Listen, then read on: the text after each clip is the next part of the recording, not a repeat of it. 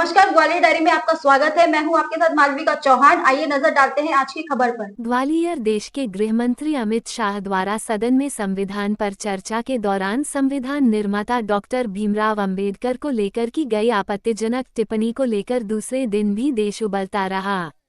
लगभग सभी विपक्षी दलों ने गृहमंत्री अमित शाह के बयान की कड़ी आलोचना की है और उनसे देश के सामने आकर माफी मांगने की मांग की जा रही है।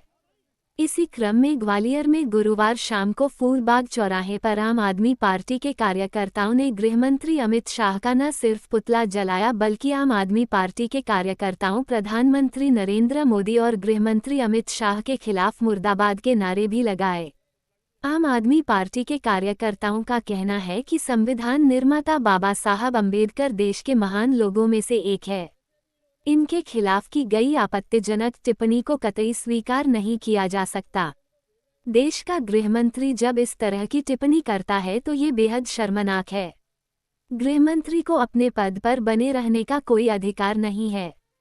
उन्हें तत्काल या तो पद से इस्तीफा दे देना चाहिए या वे देश के सामने आकर जनता से माफी मांगे।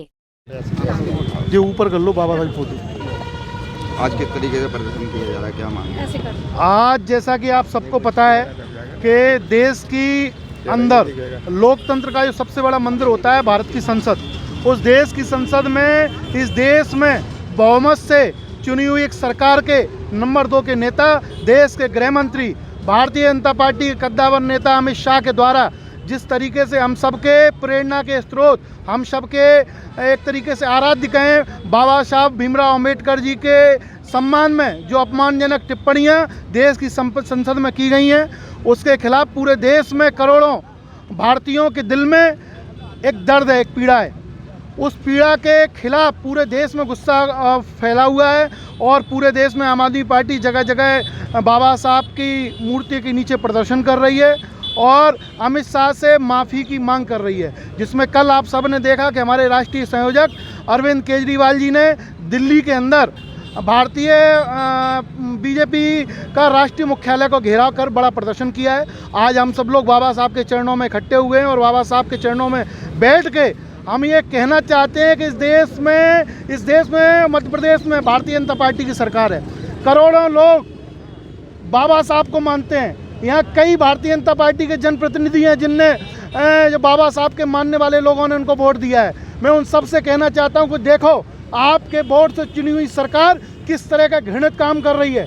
आपके आराध्य, आपके बाबा साहब के बारे में किस तरह की अपमानजनक टिप्पणियां की जा रही हैं और आप वो सब शांति से होकर सुन रहे हैं। जागने का समय है। अगर आप नहीं जागे तो यही वो लोग हैं जिन्होंने आपको संसद में और विधानसभा में पहुंचाया है। और अगर बाबा साहब के लिए आप ऐसा अपमानजनक टिप्पणियों पर माफ़ी नहीं मांगने पे बस करेंगे तो निश्चित रूप से आप सबसे सवाल यहाँ के लोग बाबा साहब के अनुयायी पूछेंगे। किस तरीके का प्रदर्शन रहेगा क्या?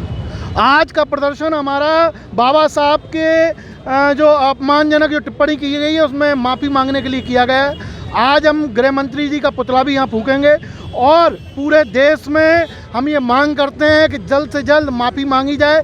अगर ये माफ़ी नहीं मांगी जाए तो निश्चित रूप से जो संसद में गद्दी पे बैठे हैं ये सब देश के लोग उनको गद्दी से उतारने के लिए तैयार हैं।